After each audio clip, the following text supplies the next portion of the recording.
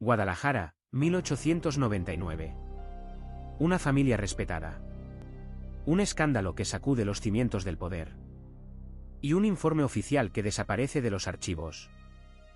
Los Zamudio no eran cualquier familia, controlaban el comercio de plata entre Zacatecas y el puerto de San Blas. Tenían casa en la Plaza de Armas y palco en el Teatro Degollado. Pero en octubre de 1899, todo se desploma. ¿Qué pasó realmente? ¿Por qué las autoridades sellaron el expediente? ¿Quién ordenó quemar los documentos? El porfiriato necesitaba orden. Progreso. Inversión extranjera. Los escándalos familiares de la élite tapatía no encajaban en esa imagen. Especialmente cuando involucraban dinero francés, contratos ferroviarios y una muerte en circunstancias imposibles de explicar. Si valoras la historia documentada y factual de México como esta, suscríbete. Es la mejor forma de apoyar nuestro trabajo. También comenta desde qué ciudad nos escuchas. Este guión está basado en investigación de archivos del porfiriato y registros de la época, usando fuentes del Archivo Histórico de Jalisco y documentos de la época porfiriana. Ahora, de vuelta a la historia. Don Evaristo Zamudio llegó a Guadalajara en 1868. 25 años. 2 baúles. Una carta de presentación del gobernador de Zacatecas. En 3 décadas construye un imperio, 3 haciendas, 2 casas de cambio, contratos exclusivos para transportar plata de las minas de Fresnillo hasta el puerto. Su hijo Aurelio maneja las finanzas.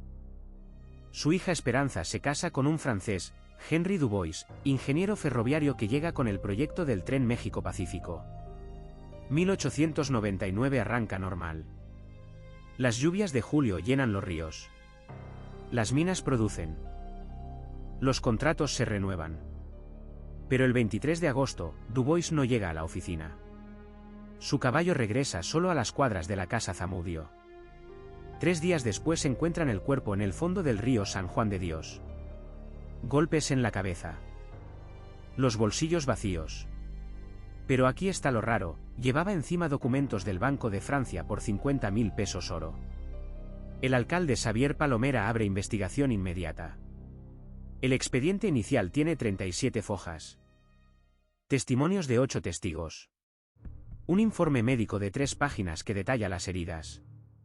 Y una lista de los objetos encontrados en el cuerpo, reloj de oro, anillo de matrimonio, los documentos bancarios intactos. Si fue robo, ¿por qué dejaron lo valioso? Aurelio Zamudio declara el 1 de septiembre. Dice que Dubois salió de casa el 23 a las 6 de la mañana rumbo a inspeccionar los trabajos del puente sobre el Río Verde.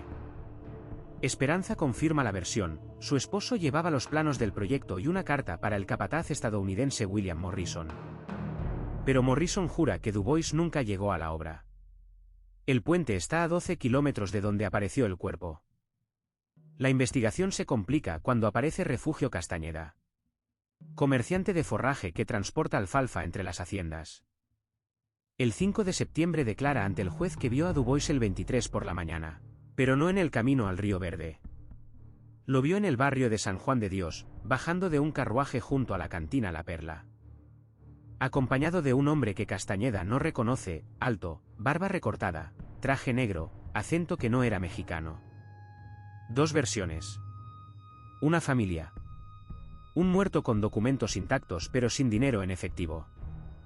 Y un testigo que ubica a la víctima en el lugar equivocado a la hora equivocada. El expediente crece. El 10 de septiembre, el juez Ignacio Ramos ordena cateos en 3 propiedades Zamudio. En la casa principal encuentran correspondencia en francés, cartas entre Dubois y banqueros parisinos sobre inversiones en infraestructura mexicana por valor de 200.000 francos oro. En la oficina del río San Juan de Dios hallan contratos sin firmar para la construcción de un tramo ferroviario, entre Guadalajara y Manzanillo. Y en la hacienda San Cristóbal aparece algo extraño, una caja fuerte empotrada en el sótano, vacía, con marcas de haber sido forzada recientemente. El 17 de septiembre declara Henry Bouchard, socio comercial de Dubois en París. Llegó a México el 2 de septiembre, alertado por la falta de comunicación. Su testimonio es explosivo, Dubois manejaba fondos del gobierno francés para financiar infraestructura en México. El proyecto del tren era pantalla. El dinero real iba destinado a comprar terrenos en la costa del Pacífico para construir un puerto comercial franco-mexicano. Los Zamudio eran intermediarios, facilitaban los tratos con autoridades locales y ponían las propiedades a nombre mexicano. Si esto es cierto, Dubois no era ingeniero ferroviario. Era agente financiero del gobierno francés. Y los Zamudio no eran comerciantes de plata. Eran testaferros de una operación geopolítica que podía cambiar el equilibrio de poder en el Pacífico mexicano. El escándalo explota cuando Bouchard presenta documentos. Contratos firmados por Porfirio Díaz autorizando la concesión de 18.000 hectáreas en la costa de Jalisco y Colima para desarrollo de infraestructura portuaria de interés binacional.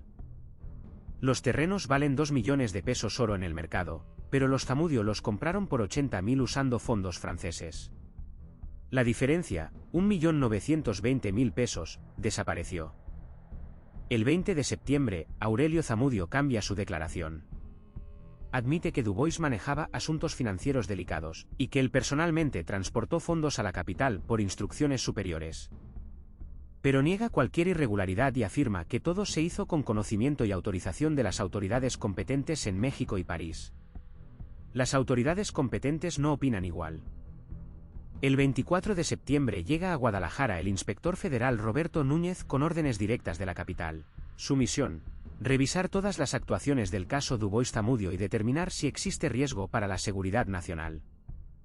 En 3 días, Núñez interroga a 15 personas, revisa todos los documentos y dictamina que el caso presenta ramificaciones que exceden la jurisdicción local. El expediente se clasifica como reservado por seguridad nacional. El juez Ramos recibe órdenes de suspender la investigación hasta nueva determinación superior. Los documentos franceses se envían a la capital bajo custodia militar. Y el 30 de septiembre, Bouchard sale de México por razones de salud, según el registro de la aduana de Veracruz. Pero alguien filtra información. El 7 de octubre, el periódico La Gaceta de Guadalajara publica una nota de 6 líneas. Continúa sin resolución el caso del ingeniero francés. Fuentes cercanas a la investigación sugieren irregularidades en contratos gubernamentales. La familia Zamudio niega cualquier participación indebida. La nota no lleva firma. Al día siguiente, el director del periódico, Anastasio Cañedo, recibe visita del inspector Núñez. La Gaceta no vuelve a mencionar el caso. El silencio oficial no detiene los rumores. En los cafés de la Plaza de Armas se habla de cajas fuertes llenas de oro francés. En el mercado de San Juan de Dios circulan versiones sobre agentes extranjeros y concesiones secretas. Los empleados de los Zamudio cuentan historias de reuniones nocturnas con hombres de trajes caros que no hablan español. Y los trabajadores del ferrocarril susurran sobre vagones sellados que cruzan de madrugada hacia la capital. La familia Zamudio cambia de estrategia. El 15 de octubre, don Evaristo publica una carta en El Informador explicando que las propiedades familiares se han visto afectadas por calumnias maliciosas y anuncia la venta temporal de 2 haciendas y la casa comercial del centro. Los compradores, empresarios de la capital cuyos nombres no se revelan. El precio, 200.000 pesos, exactamente la cantidad que falta en los contratos franceses. Esperanza Zamudio, viuda de Dubois, desaparece de Guadalajara el 20 de octubre. Oficialmente viaja a Europa para atender asuntos familiares del difunto. En realidad, zarpa de Veracruz el 24 con pasaporte diplomático francés rumbo a Le Havre. Lleva 2 baúles y documentos que el cónsul francés describe como correspondencia personal de gran valor sentimental. El caso se cierra sin resolución oficial. El 5 de noviembre, el alcalde Palomera archiva el expediente con la anotación, caso suspendido por disposición superior. Investigación transferida a autoridades federales. El inspector Núñez regresa a la capital con una caja sellada de documentos. Y el 15 de noviembre, Aurelio Zamudio abandona Guadalajara por recomendación médica.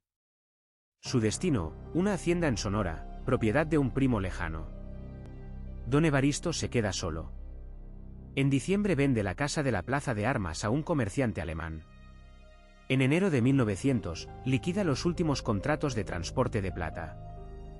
Para marzo, no queda nada del imperio Zamudio excepto una casona vacía en el barrio de San Juan de Dios y deudas por 30.000 pesos con comerciantes locales. El expediente oficial nunca se reabre. Los documentos enviados a la capital se extraviaron durante un incendio en los archivos federales en 1905, según un informe burocrático de 2 líneas. Los terrenos costeros que compraron los Zamudio pasan a manos del gobierno federal en 1907 por impago de contribuciones. Y en 1910, el puerto que nunca se construyó se convierte en base naval. Pero los documentos no desaparecieron todos. En 1923, durante los trabajos de renovación del Palacio de Justicia de Guadalajara, los obreros encuentran tras una pared falsa una caja de metal con papeles del caso Zamudio. 32 documentos que incluyen telegramas entre Guadalajara y París, recibos bancarios por cantidades exactas y una lista manuscrita de nombres, funcionarios mexicanos que recibieron pagos del fondo francés. El hallazgo dura 3 días. El 26 de abril, agentes de la capital llegan a Guadalajara con órdenes de recuperar documentos clasificados encontrados durante obras públicas. Los papeles desaparecen otra vez. Pero el capataz de la obra, Jesús Martínez, logra copiar una página antes de que lleguen los federales, una carta fechada el 20 de agosto de 1899, firmada por Henry Dubois, dirigida a Monsieur le Ministre en París. Los contratos avanzan según lo planeado. La familia mexicana cumple su parte del acuerdo. Los terrenos se transferirán en octubre. Preveo complicaciones menores con autoridades locales, pero nada que no se resuelva con la intervención apropiada desde México. El puerto franco será realidad antes de 1902. Vive la France. La carta confirma todo. Dubois era agente oficial. Los Zamudio trabajaban para el gobierno francés. El proyecto del puerto era real. Y alguien en México autorizó la operación al más alto nivel. ¿Quién mató a Henry Dubois? ¿Por qué robaron el dinero pero dejaron los documentos?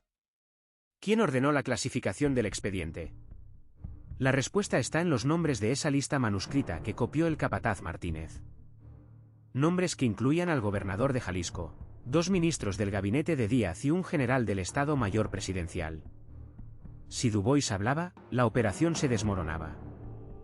Si los contratos se hacían públicos, el gobierno de Díaz enfrentaría una crisis diplomática con Francia y Estados Unidos. Henry Dubois no murió por dinero. Murió por silencio. Los Zamudio no huyeron por culpa. Huyeron porque sabían demasiado. Y el expediente no se clasificó por seguridad nacional. Se clasificó por supervivencia política.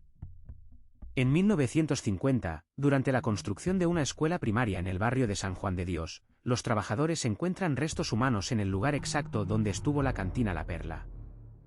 3 esqueletos enterrados sin ataúd a 2 metros de profundidad. Uno de ellos lleva fragmentos de un reloj de oro con iniciales grabadas. H. de Henry Dubois no murió en el río. Murió donde lo vio por última vez Refugio Castañeda. Los otros 2 esqueletos nunca se identificaron oficialmente.